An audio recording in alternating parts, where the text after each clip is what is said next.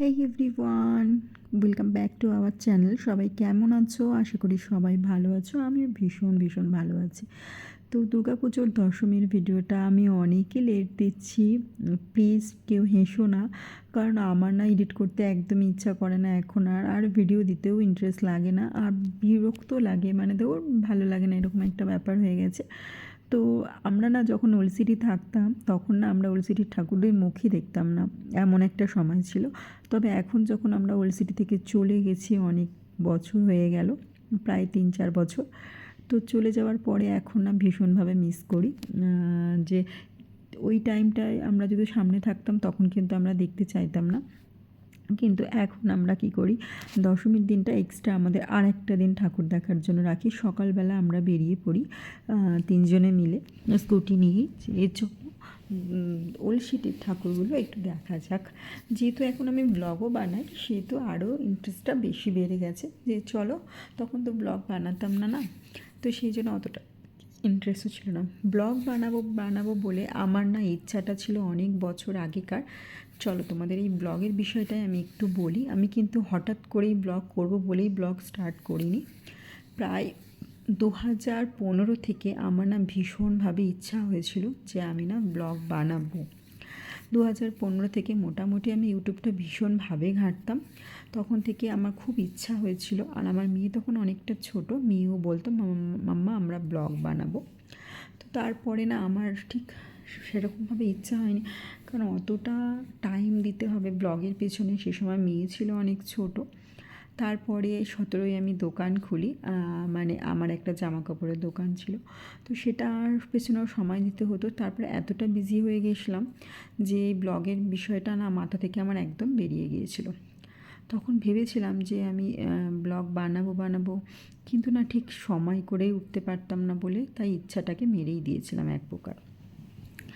তারপরে বেশ কয়েক বছর গেল, 2021-এর শেষের দিকে আমি ভাবলাম না এবার স্টার্ট করা যাক। সেই সময় আমরা ঘর চেঞ্জ করেছিলাম, এমন একটা বাড়িতে গিয়েছিলাম ভীষণ ছোট, গুছিয়ে রাখা, পরিপাটি করে, খুব মুশকিল। প্রায় একটা বছর আমাকে ওখানে কাটাতেই হবে, যেহেতু আমরা এদিকে চলে আসবো। তো সেই জন্য আমার আর তখনও ব্লগটা স্টার্ট করা হলো না। তারপরে আমি 22-এর স্টার্ট করলাম যে চলো এবার কিন্তু করতেই পারি। আমরা চলে এসেছি যেখানটায়, অনেকটা দূরে, সেখানে না আওয়াজও নেই আর সেরকমভাবে, আর একদম মানে ব্লগ করার মতন ঠিকঠাক জায়গা। তো সেই হচ্ছে ব্যাপার। তো সেই জন্য আমি তারপর থেকেই না ব্লগটা স্টার্ট করলাম। আমি অনেক আগে থেকে না ব্লগ দেখি, ভীষণ ভালো লাগতো। লকডাউনের সময় তো ফুল আমি দেখতাম ব্লগ সবারই, তখনও প্রায় ইচ্ছা ছিল, কিন্তু তখন মানসিকভাবে একটু ভেঙে পড়ে গেছিলাম, কারণ আমার দোকানটা যেহেতু বন্ধ করে দিয়েছিলাম আমি, কারণ মেয়ে তখন পুরোপুরি বাড়িতে, আর আমার দোকান আর মেয়েকে নিয়ে একদম সম্ভব হবে না দোকানটা চালানো, সেই কারণে আমি বন্ধ করে দিয়েছিলাম। তো কিছুটা বলতে পারো ডিপ্রেশনে চলে গিয়েছিলাম যে এত ভালো চলতি দোকানটা আমি কেন বন্ধ করে দিলাম। না চললে আলাদা ব্যাপার ছিল, তো এত ভালো চলতো দোকানটা, তো সেটা কেন বন্ধ করলাম। তো এই সব কারণে অনেক সময় না সংসারের কারণে, বাচ্চাদের কারণে অনেক কিছু আমাদের স্যাক্রিফাইস করতে হয়। তো মানুষ পেছন থেকে অনেক কিছু ভাবে, কিন্তু যেটা সত্যি সেটা শুধুমাত্র ভগবান আর আমি ছাড়া কেউই জানে না। তো আমরা তারপরে সারাদিন তো ঠাকুর দেখেছিলাম ওল্ড সিটির। তারপর রাত্রিবেলা আমরা আমাদের হোসেন সাগর লেকে চলে এসেছিলাম, নেকলেস রোডের যে গ্রাউন্ডটা রয়েছে সেখানে। তো এখানে দেখতে পাচ্ছ মিয়াপুরের ঠাকুরটাও কিন্তু এসেছিল, সেটা আমি না প্রথমে বুঝতে পারিনি, আমার বর বুঝলো। তারপরে এখানে আরেকটা উড়িয়াদের পুজো হয় ওই সাইডে, সেই ঠাকুরটাও এসেছিলো। আর একটা কী ঠাকুর, জায়গাটার নাম আমি এখন এই মুহূর্তে বলতে পারছি না, তো সেখানের ঠাকুর এসেছিলো। আর প্রচুর মাতা এসেছিলো, যেহেতু এখানে মাতা রানীর পুজো করা হয় সেহেতু এখানে অনেক মাতাও ছিল।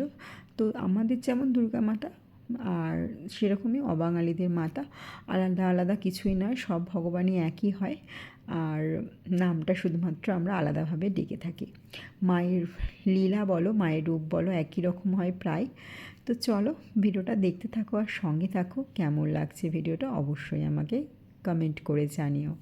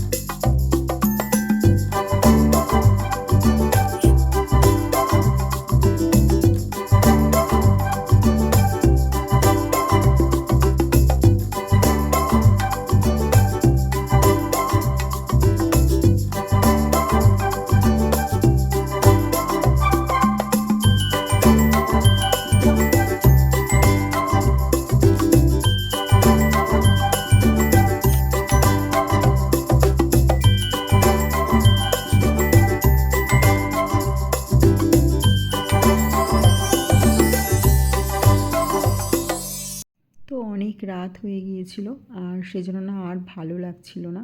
আর যত রাত্রি বাড়ে তত উল্টো পাল্টা মানুষের ভিড়ও বেড়ে যায়, সেজন্য আমার আরও ভালো লাগে না। আর যেহেতু মেয়ে এখন বড় হয়েছে সেহেতু আমরাও রিস্ক নিলাম না। তো বরকে বললাম চলো বেরিয়ে পড়ি। বর বললো না চলো এক রাউন্ড নামপল্লী স্টেশনের ওই সাইড থেকে ঘুরে আসি। তো সেখানে যেতে যেতে দেখলাম ওল্ড সিটির কয়েকটা ঠাকুর কিন্তু গাড়ি করে আসছিলো। তারপরে আমরা ওই সাইড থেকে একদম গলি দিয়ে বাড়ি চলে যাব। অ্যাবিডসের পাশ থেকে একটা গলি থাকে, সেখান থেকে না হিমায়তনগরটা আসাটা ইজি হয়।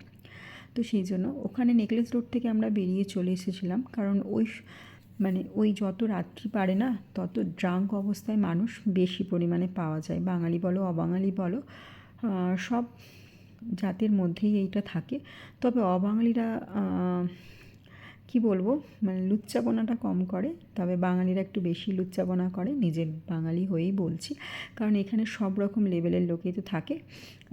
তাই এক একটা লেভেলের লোকেদের এক একটা বিহেভিয়ার থাকে। তো সেই জন্য আমিও আর রিস্ক নিলাম না, বড় আর রিস্ক নিল না। বড় বললো চলো বাড়ি চলে যাই। তো আমরা না বাড়ি চলে গিয়েছিলাম। তারপরে অনেকটা রাত্রি হলো, তারপরে আমরা ভাবলাম যে চলো এবার তো বাড়ি যাওয়াই যাক। একটুখানি ঘোরাঘুরি করে আমরাও কিন্তু বাড়ি চলে গিয়েছিলাম।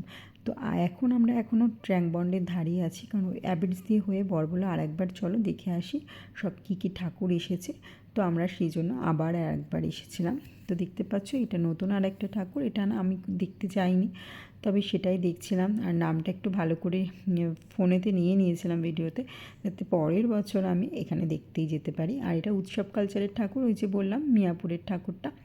তো সমস্ত ঠাকুর এখানে না ভীষণ সুন্দরভাবে ডান্স করছিল আর ভীষণ এনজয় করছিল, সেটারও একটু ভিডিও নিলাম। আর আমাদের বাঙালির ঐতিহ্য ঢাকি, তো এখানে ঢাকও বাজছে, ভীষণ সুন্দর লাগছিল, ভালোই লাগছিলো। তো বরকে বললাম দাঁড়াবো আর 10 মিনিট, তো বর বলছিল যে দাঁড়াবো এখানে, তো মানে এখানটা তবু একটু পরিষ্কার ছিল, আর চারিপাশে তো মাতালে ভর্তি। তাই ভাবছিলাম, আর এইখানে ঠাকুরটা নিয়ে একটু তর্ক হচ্ছিল যে এটা মাতা না দুর্গা ঠাকুর।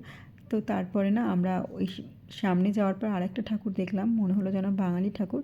সেজন্য আমি আর বর গিয়ে হেঁটে গিয়ে ওখানে ভিডিও করব বলে আমি গেলাম। আমি বললাম তুমি দাঁড়াও আমি যাই। তো বর বললো না না তোমাকে নামতে হবে না, আমি গাড়ি ঘুরিয়ে নিচ্ছি। তো তারপরে অনেকগুলো ঠাকুরেরই আমরা ভিডিও করেছিলাম যেতে যেতে। তো সেই ভিডিওগুলো তোমাদের সাথে এক এক করে শেয়ার করছি। আর হ্যাঁ, ভিডিওটা কিন্তু দেখার পরে অবশ্যই একটা কমেন্ট করে যেও আর একটা লাইক করে দিয়ে যেও। আর যদি ভালো লাগে চ্যানেলটা, অবশ্যই চ্যানেলটাকে সাবস্ক্রাইব করতে ভুলো না কিন্তু।